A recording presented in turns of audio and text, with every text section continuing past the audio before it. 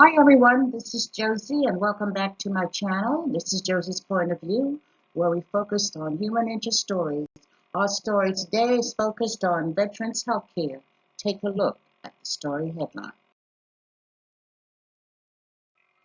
And it reads, Veteran dies after he's found covered in ants at a Veterans Administration Senior Living Center. This story gained worldwide attention this week. It was first picked up by Channel 2 in Atlanta, and since then it has been shared throughout the United States and even in a few newspapers around the world. The last place I saw was in a newspaper in the United Kingdom. I'll provide you with a summary, and I'll place a link to a few of the full articles in the description box. So our story today is about this gentleman right here. His name is Joel Marable, and he's an Air Force veteran from the Vietnam era. Mr. Marable was a cancer patient who was in the final stages of his disease when this incident took place.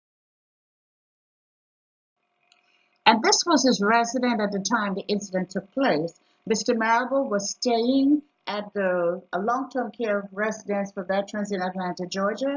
It's called the Eagles Nest Community Living Center. It's a 120-bed senior living facility, which is part of the Atlanta VA healthcare system. In fact, it's actually co-located with the Atlanta VA hospital. Mr. Marable recently passed away, and last week his daughter, her name is Laquana Ross, took to the news media to share the story of his final days and the horrible experiences he encountered before he died. And I'm so glad she did, because we never would have heard anything about it. And this is her story. According to Mrs. Ross, her father was battling cancer, and during one of her visits, she noticed that he was covered with swollen red marks all over his body. And that's how she found out that he was living in an insect-infected environment.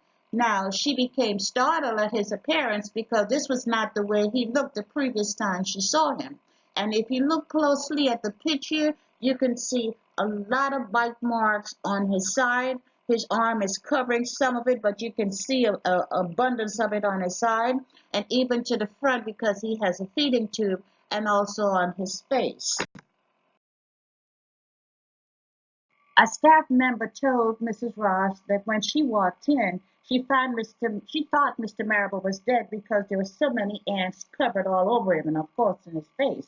But Miss Ross said the ants were not just on her father, they were plastered all over the ceiling, all over the walls, and on the bed. And we know that the ants are coming from the outside and they're bringing a whole lot of contamination into the environment. And I wonder, how come someone didn't do something about it sooner? So they cleaned him up, changed his clothes, changed the bed linen, and guess what? Left him in the same environment. And when they come back again, this poor man was covered all over in ants all over again. What did they expect? Because you changed the linen, did you think the ants were going to disappear? The ants are in the room. So you don't see them. It doesn't mean that they're gone. And they came right back and they were covered this poor man all over again. And it was only after the second incident of Mr. Marable being covered all over in ants that the staff was smart enough to move him to another room.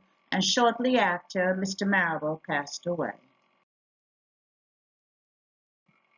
Now this is just despicable, and it's shocking that a Vietnam era veteran would have to suffer this way before he died. It's no wonder that the Atlanta VA hospital was listed as one of the worst in the nation as far as quality in providing care for patients. And when this rating came out in 2018, the leadership at that time vowed they would work to do better and they would implement measures to improve better care for veterans. Well, it's 2019, and I'm here to tell you that you have failed miserably. You have done one hell of a poor job.